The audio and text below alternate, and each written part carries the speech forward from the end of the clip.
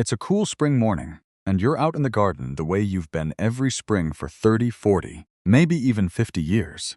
You push your spade into the bed where you want your tomatoes, and it stops. The ground is hard, pale, packed down tight, like old clay that's forgotten what a good rain feels like. You lean on that spade with both hands the way we do now and think, it didn't used to be this much work. Friend, if you've ever had that very thought, this video is for you. Now, let me take you back a little over 100 years, to a quiet garden in the English countryside. There was an old man out there on his hands and knees too, gray-bearded, a little stooped, watching the dirt the way most people watch the stars. His name was Charles Darwin, the very man who changed how we understand life itself. But did you know his last book, published in 1881, just months before he died, wasn't about exotic finches or ancient bones? It was about the humble, blind, wriggling earthworm right there in his own backyard. And here's something that surprises almost everyone. In its very first weeks, that quiet little book about earthworms actually outsold his world-famous work on the origin of species. In Darwin's day, most folks saw worms as pests, slimy little nuisances that chewed at roots and messed up a good lawn. So when Darwin declared that the earthworm might be one of the most important creatures in the whole history of the world, plenty of people figured the great man had lost the thread. But here's the secret I want to share today. Darwin was right, completely right. And the richest, darkest, most crumbly garden soil you've ever run through your fingers, that black gold every gardener dreams about, doesn't come in a $20 plastic bag from the garden center. It comes from something free, something simple, something you very likely tossed into your recycling bin just yesterday. Welcome back to Evergreen Seniors, my gardening friends. Pull up a chair, pour yourself a cup of coffee or tea, and get comfortable. Today we're going to explore a hidden world right beneath our feet, and a gentle, almost lazy little technique I call the worm magnet method. It's a way to turn hard, stubborn dirt into dark, living soil while you work less, save your aching back, and let nature do the heavy lifting. Doesn't that sound like the kind of gardening we've earned by now? Let's get into it. Part 1. The gentleman who listened to the soil. For most of our lives, many of us were taught that gardening means fighting the soil. We bought the tillers, hauled the heavy bags, and spent whole weekends bent double, forcing our tomatoes and roses to grow through sheer stubbornness and sweat. When we were young, maybe that felt like honest work. But let's be honest with one another. That kind of back-breaking labor just doesn't sound as appealing as it once did, does it? The knees complain, the back complains, and the joy of it can start to feel like a chore. Well, I have wonderful news. We don't have to work that hard anymore. We just have to hire the right crew, and this crew works for free. Now, this idea that the earthworm is a worker and not a pest is far older than Darwin. It is older than your great-grandmother's great-grandmother. More than 2,000 years ago, the great Greek thinker Aristotle looked down at these humble creatures and gave them a name that has stuck ever since. He called them the intestines of the earth. Sit with that for a moment. Just as our own insides quietly digest our supper and keep us strong without us ever giving it a thought, the earthworm digests the very soil, breaking it down, cleaning it, and keeping the whole land alive and fed. For thousands of years, the wisest farmers knew this in their bones. Somewhere along the way, we let ourselves forget it. Charles Darwin spent nearly 40 years studying earthworms in his own garden. He played the piano and the bassoon near them to test if they could hear. He watched which leaves they pulled down into their burrows, and year after year, he measured how much soil they moved. His conclusion astonished the world. He estimated that the worms in a single English pasture could bring up around 20 tons of soil per acre every year, enough to lay down a fresh, fertile layer, 7 inches deep over just 3 decades. A whole new bed of rich earth, built from the bottom up by creatures you can't even see, and not a bag of fertilizer in sight. And Darwin didn't only admire these creatures, he counted them. In the rich pasture land of the English countryside, he reckoned that a single acre of good soil might hold more than 50,000 earthworms, every one of them plowing away beneath the surface, day and night, season after season. And at the very close of that final book, he set down a single sentence that has echoed down the years. He said, "It may be doubted whether there are many other animals which have played so important a part in the history of the world as these lowly creatures." Think on that. Out of every marvel he had laid eyes on in his long life, the giant tortoises, the strange birds of far-off islands, All the wonders of the living world. The creature Charles Darwin chose to honor above nearly all others was the plain little earthworm beneath his own 2 feet. And this isn't just charming old history. Modern science has caught right up to Darwin, the U.S. Department of Agriculture, through its Natural Resources Conservation Service, points to earthworms as one of the clearest signs of healthy, living soil.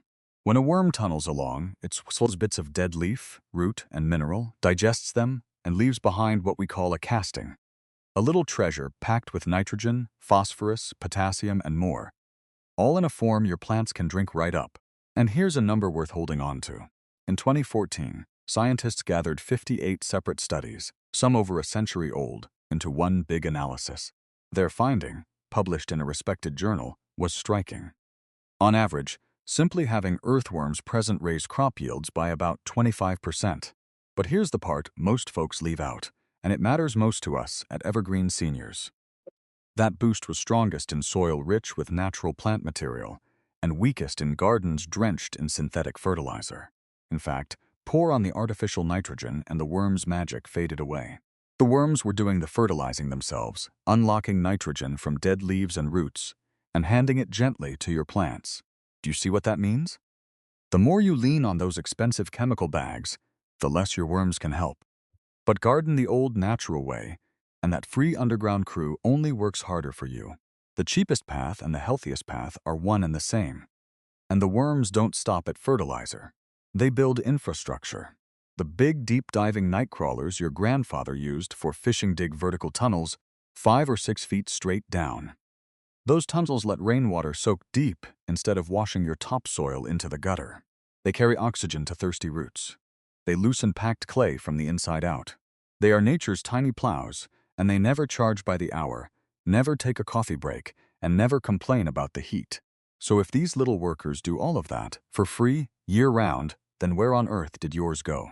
The answer, my friend, might be sitting right now in your garage. Part 2. How we accidentally chased our workers away. By now you might be thinking, that all sounds lovely, but I hardly ever see a worm in my garden anymore. You are not alone, and it is not your fault. For 2 or 3 generations, the gardening world has sold us tools and chemicals that, without anyone meaning the slightest harm, quietly drove our best friends right out of the yard. Let's start with that old rototiller. So many of us grew up believing we had to turn the soil over every spring to loosen it. It felt productive, but the USDA's own research tells a hard truth. Every time those blades chop through, they shred the worms' tunnels, crush their tiny egg cases, and kill the worms themselves. One long-running study found that after just 5 years of regular plowing, the worm population had dropped about 70% compared to undisturbed soil. And after 25 years of constant tilling, it had crashed to barely a tenth of what once lived there. And there's more. Every time we turn the soil, we expose it to the hot sun and drying wind. Now worms breathe through their skin, and that skin must stay moist. To a worm, dry, baked, tilled soil isn't just uncomfortable, it's a desert. They flee deep underground, or they simply don't survive. And if that strikes you as a small or distant worry, let me carry you back to a chapter of American history that many of us studied as schoolchildren, or heard about firsthand from parents who lived through it. Back in the 1930s, all across the Great Plains, farmers tore up the tough native prairie grass, the deep ancient sod that had held that soil in place for thousands of years, and they plowed it under to plant their wheat.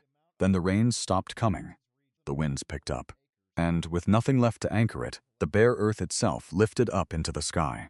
We call it the Dust Bowl, and to this very day it remains the worst man-made environmental disaster in our nation's history.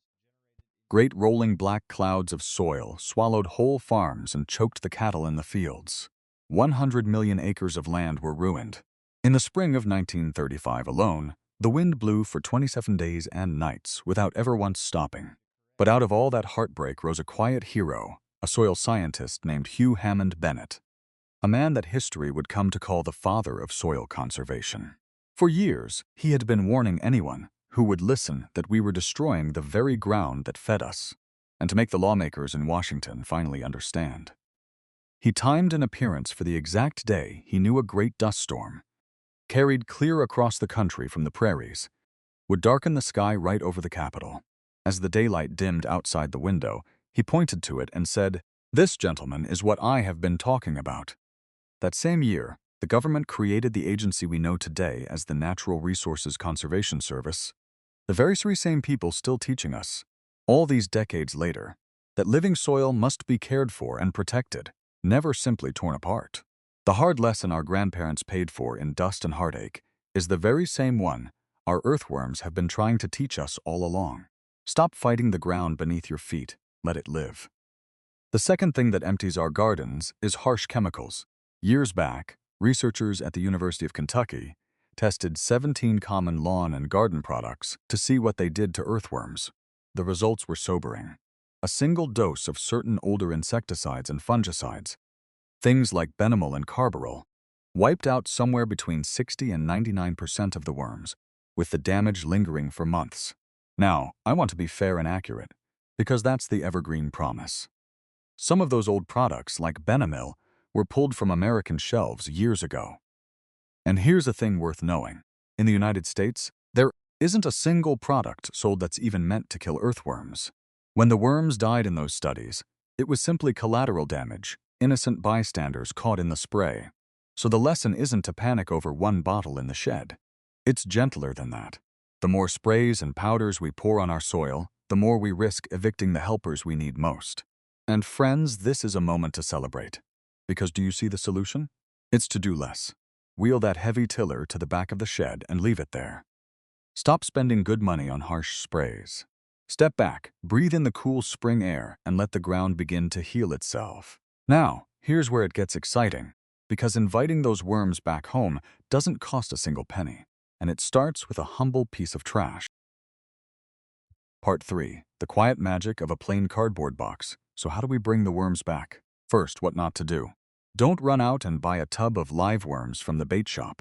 If your soil is hard, dry, and tired, those store-bought worms will mostly die off or crawl over to your neighbor's yard where the living's easier. The composting worms sold in tubs thrive in rich surface litter. They're simply not built for bare mineral dirt. You'd be pouring good money straight into the ground. Instead, we'll do something far smarter. We'll build a home so cozy, so irresistible, that the wild native worms already living nearby will travel clear across the yard and in from beyond it just to move in and feast. We do this with the worm magnet method. And the star of the show is the most ordinary thing in the world: plain, brown, corrugated cardboard. The kind your packages arrive in. Why cardboard? It's made from wood pulp, which is rich in cellulose, basically the fiber of plants. When it gets wet and settles onto the soil, it becomes a banquet table for the beneficial fungi and bacteria that break it down. And here's the lovely part. The worms aren't after the cardboard itself. They come for the microbes, that soft, living film of fungus and bacteria feasting on the wet fiber. The cardboard rings the dinner bell, and the worms come running. Let me walk you through exactly how to do it. Nice and simple. First, choose the right cardboard. This matters, so listen closely. Use only plain, brown, corrugated cardboard. Stay away from anything glossy, brightly printed, or waxy coated. Here's why. Some grease-resistant and shiny packaging can contain long-lasting chemicals called PFAS, the so-called forever chemicals. And we don't want those leaching into the bed where our vegetables grow. Plain brown shipping boxes are generally very safe, using simple plant-based inks and cornstarch glues. But with the glossy printed stuff, the honest truth is we can't be sure what's in the dyes and coatings, and that slick finish is designed not to break down, the opposite of what we want. So when in doubt, leave it out, and peel off every bit of plastic tape and all the shipping labels, because those never rot. Second, let down and overlap the edges by a good 6 to 8 inches, because weeds are sneaky. Give them the thinnest sliver of sunlight and they'll find their way up through the seam. Laid down right, that cardboard blocks the sun completely and smothers the weeds beneath it, naturally, without a single drop of chemical weed killer. Your back and your wallet both say thank you. Third, and if you remember only one thing from this whole video, let it be this. You must soak that cardboard thoroughly with the hose. This is where so many well-meaning gardeners go wrong. Dry cardboard is nearly waterproof. Lay it down dry under mulch and it'll shed the rain like a raincoat, leaving the soil beneath it parched. But soak it through and everything changes. It softens, it lets water pass down into the earth, and it tells all those microbes, Dinner is served, get to work. Fourth and last, tuck it in with a protective blanket. About 4 to 6 inches of organic mulch, like shredded autumn leaves, aged wood chips, or clean straw. Think of it as the floor of a forest. It keeps the soil cool through summer's heat and snug through winter's chill, and it holds the moisture in. And then the quiet miracle begins. Down under that dark, damp blanket, the worms feel safe, the cardboard holds the moisture just right, and the microbes multiply. Within a few short weeks, lift a corner and peek underneath, and you'll find a bustling little city of earthworms, turning your hard old dirt into rich, dark, crumbly castings. Black gold made right there in your own backyard. But the cardboard is only the house. Now let me tell you about the dinner you can serve your new tenants, straight from your own kitchen. Part 4. Setting out the free buffet. Once your cardboard magnet is down, you can supercharge it with what I call the free buffet. Little treats from your kitchen that draw the worms in and keep them fed. But we do this the smart way. Please don't go flinging raw garbage across the garden. That's how you end up with raccoons, possums, and rats throwing a midnight party in your beds. Instead, use small, targeted boosters, tucked safely out of sight beneath the mulch. Here are 3 of my favorites. The first is the tea and scrap pocket. Vegetable peels, carrot tops, potato skins, celery ends are fine worm food, but on their own they dry out fast and lose their pull. So mix your scraps with the used, plain tea leaves from your pot or the damp grounds. Now, I'll be straight with you.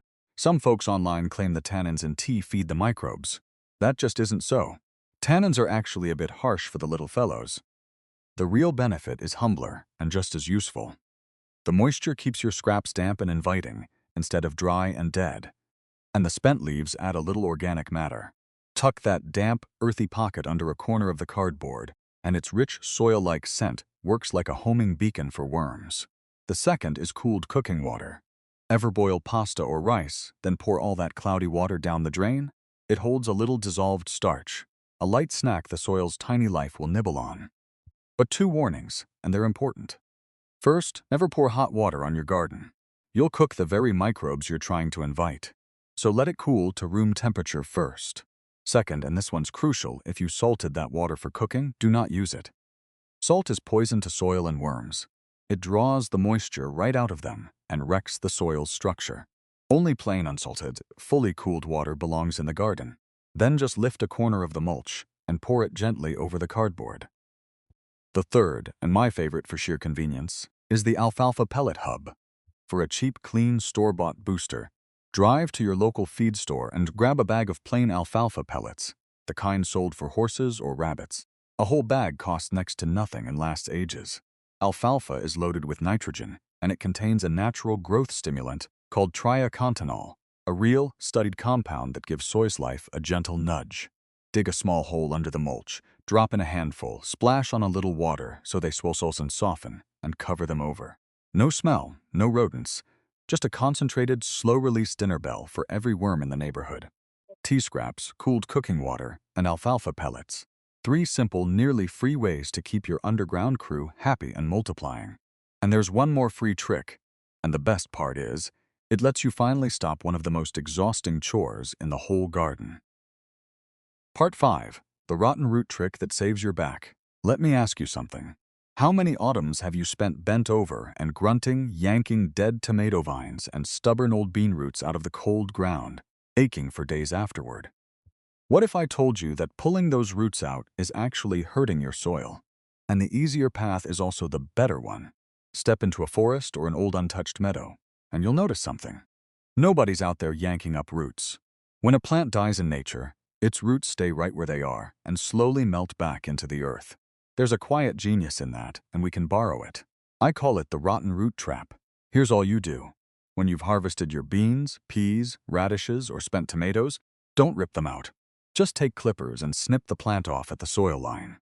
Carry the top to your compost and leave the entire root system right there in the ground, undisturbed. Over the coming weeks, those roots soften and break down, feeding the whole web of life in your soil, the microbes, the fungi, and your worms. Because they decay slowly, from the inside out, they offer a steady, long-lasting food source rather than one quick feast. And here's the beautiful part. As the worms feed along those decaying roots, they follow the exact paths the roots once carved. leaving behind open, fertilized tunnels deep in the soil, lined with rich castings, right where next season's roots will reach for water and food. You save your back from all that pulling. The worms get a 5-star meal, and your next crop inherits soil already threaded with channels and nutrients. That's a true win-win, the kind nature has been quietly arranging for millions of years. Now, I promised you the honest truth in all things, and that means telling you when this method has its limits. Part 6. An honest word about what this cannot do. The worm magnet method is a wonderful thing, but it's not a magic wand, and I'd be doing you a disservice to pretend otherwise. So let's talk, friend to friend, about a few times to be careful. First, a word about bread. You may have heard worms enjoy a bit of stale bread, and that's true enough. They like some carbohydrates, and a little moistened bread can draw them in. But go easy. Bury too much, or toss in a whole loaf, and it turns into a slimy, sour, moldy mess, going, to use the fancy word, anaerobic. That just means the air gets squeezed out, and the soil turns sour and stagnant, and that drives worms away faster than just about anything. If you use bread at all, tear it into tiny crumbs, mix it with plenty of dry leaves, and use just a pinch. Second, pay attention to your own patch of ground. If you garden in heavy, soggy clay that floods all winter, a thick sheet of cardboard might trap too much water and smother the soil, drowning the very life you want to encourage. In that case, skip the cardboard and use just a light layer of finished compost and wood chips. And if your garden's on a steep slope, cardboard can be tricky too, since the water tends to run off before it soaks through. And here's one more gentle tip many folks never hear. Earthworms are particular about their soil, and they don't care for ground that's too sour or acidic. If your soil is very acidic, and a simple, inexpensive soil test from the hardware store or your local extension office will tell you, the worms will stay away no matter how nicely you set the table. A modest sprinkle of garden lime, worked in over time, can sweeten that soil back toward the comfortable middle they prefer. None of this is about chasing a miracle. It's about something far more satisfying. Truly understanding your own soil, the roots, the worms, the invisible life beneath your feet, and learning to work with it instead of against it. My dear friends, gardening in our golden years was never meant to be a battle against nature. It was always meant to be a partnership. We've spent so much of our lives rushing, pushing, straining to force things to grow on our schedule. But we've earned the right to slow down now, to pull up a chair on the porch, to watch, to listen, and to let that quiet, patient, invisible workforce beneath our feet do what it has done perfectly since long before there were any people here to watch it. You don't have to transform your whole yard this weekend. Goodness, no. Just start with one small, tired, forgotten corner. Find an old brown box, peel off the tape, lay it over the weeds, soak it through with the hose, and cover it with a soft blanket of leaves or straw.